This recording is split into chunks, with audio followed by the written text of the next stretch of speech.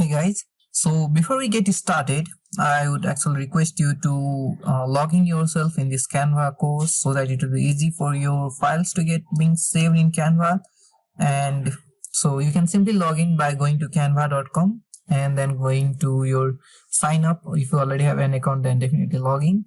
So you can simply sign up with your Google, Facebook, or use an email as well.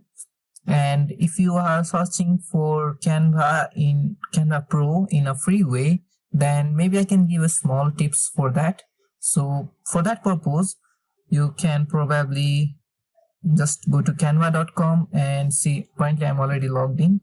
So what I wanted to show you was Canva for education purpose is completely free. So it's 100% free for K-12 teachers and their students. So if you are right in this category, then definitely you can sign up now for free.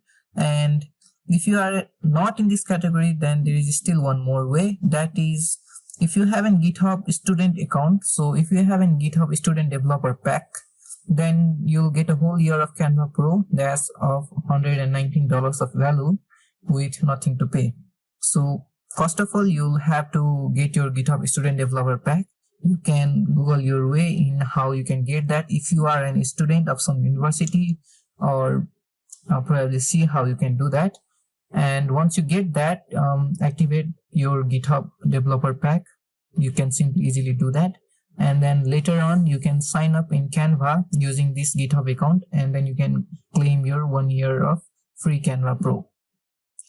So that's all.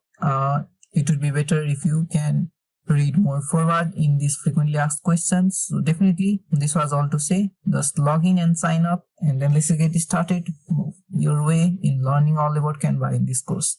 So I'll see you on the next lecture now.